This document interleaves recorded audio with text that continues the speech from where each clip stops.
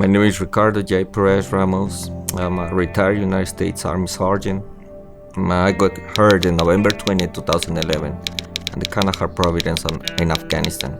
I suffered multiple injuries as broken pelvis, first, second, and third degree burns, and the amputation of my right leg. While I was working in the hospital, I met quite a few people that were military, and it really impressed me. That's when I decided to join in 2009. It was my birthday, and my brother, they invite him, and that's how I met him. That was October 2nd, and we got married October 30th, 28 days after. Then, well, I deployed, and then he deployed.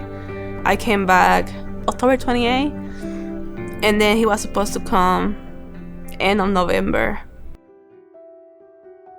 It was my last mission. In the way back, I stepped on an ID. I flew 50 yards. I think I was conscious enough to remember everything that it was happening.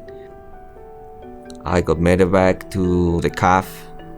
One of the guys told me, "Good night, Sergeant." It was November 20th.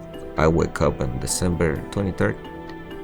When you get hurt in the combat zone, you are 24/7 active. When I wake up, my switch wasn't off. My switch was still in combat. I was dreaming, about contact, about what happened to me.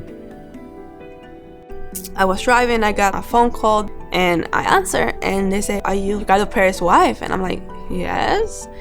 And they told me everything on the phone. I said, "Are you sure?" They told me that they didn't have that much information, and they were gonna transfer him to Germany. In the beginning, they told me that I'm never gonna walk. I mentioned to my therapist that I will walk once again. It took me 8 months. It was a challenge.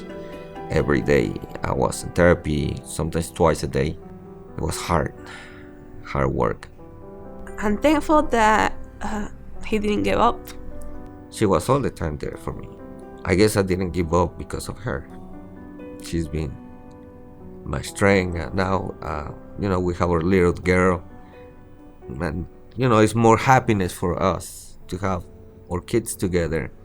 And I just love her. I have no words to express my gratitude and how much I love her.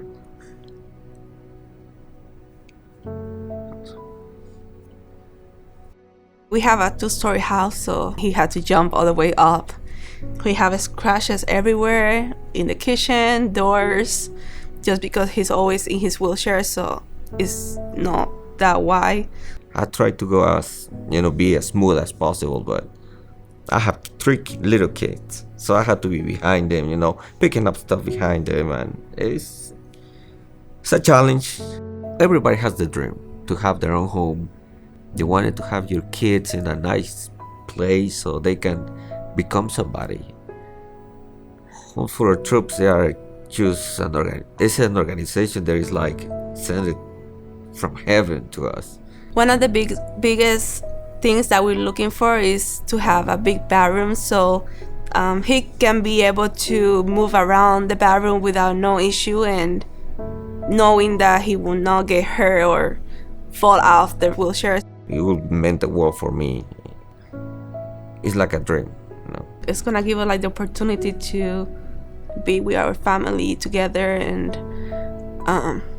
share the moments and start building our new life. My son, the oldest, Brian, he's a very smart kid. Then is my middle girl, Sophia. She's a really sweet girl. And the last one, Ariadna, she's a doll. I'm gonna be studying at St. Philip's College. I hope that I get into the program of histology.